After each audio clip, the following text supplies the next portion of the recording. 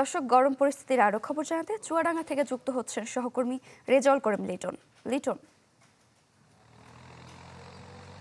সারিকা, আজকে এই মৌসুমের সর্বোচ্চ তাপমাত্রা চুয়াডাঙ্গাতে বিকেল ৩টায় চুয়াডাঙ্গার যে আবহাওয়া অফিস আছে, পর্যবেক্ষণাগার কেন্দ্র আছে, সেখান থেকে আজকে বিকাল ৩টায় রেকর্ড হয়েছে ৪২.৭ ডিগ্রি সেলসিয়াস। একেবারেই মরুভূমির তাপমাত্রা, প্রচণ্ড গরম।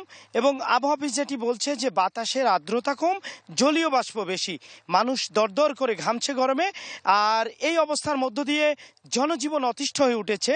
সাধারণত দুপুরের পরে ঘরের বাইরে বের হওয়াই মুশকিল হয়ে যাচ্ছে। তবে যারা খেটে খাওয়া মানুষ, একান্তই জীবন জীবিকার তাগিদে তারা বের হয়েছেন।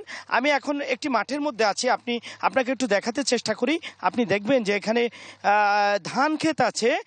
এই মাঠের প্রায় অধিকাংশ ধান ক্ষেতই উঠে গেছে, আর একটু ধান ক্ষেত আছে এবং দূরেই ট্র্যাক্টরে চাষ হচ্ছে। অর্থাৎ কৃষি প্রধান এই জেলা। চুয়াডাঙ্গাকে কৃষির রাজধানী বলা হয় দেশের। তো এই কৃষির যে কাজগুলো, কৃষি থমকে গেলেই জীবন থমকে যায়। এই শত বিপর্যয়ে এবং যে কোনো পরিস্থিতিতে কৃষি যেন থমকে না যায়, এই জন্য কিন্তু কৃষকরা মাঠে আছে। আপনি দেখছেন কলে, লাঙ্গলে অর্থাৎ ট্র্যাক্টরে জমি চাষ হচ্ছে। এর পাশাপাশি কৃষি বিভাগ কিন্তু চুয়াডাঙ্গার কৃষিতে এই তীব্র তাপদহে যে ক্ষতি, সেটি কিন্তু এখনও নিরূপণ করতে পারেনি। আমি কৃষি অফিসের সাথে কথা বলেছি। কৃষি বিভাগ বলছে যে তারা মাঠ পর্যায়ে কাজ করছে। কি পরিমাণ কৃষকের ক্ষতি হয়েছে আপনি জানেন। এখন আম, লিচু, কাঁঠাল এগুলোর মৌসুম আসছে এবং সেগুলো কিন্তু অনেকটাই ঝরে যাচ্ছে।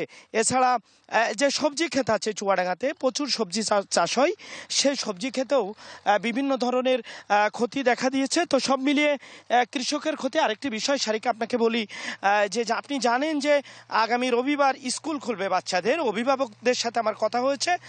ইউনিসেফ যেখানে বলছে যে এই তাপমাত্রা এই অঞ্চলের শিশুদের জন্য অতি ঝুঁকি, সেখানে কিন্তু স্কুল আর কিছুদিন বন্ধ রেখে, আবহাওয়া অফিস বলছে মের প্রথম সপ্তাহে এই অতি তাপপ্রবাহ কেটে যাবে, তখন স্কুল খুললেই অভিভাবকরা একটু স্বস্তিতে থাকবেন।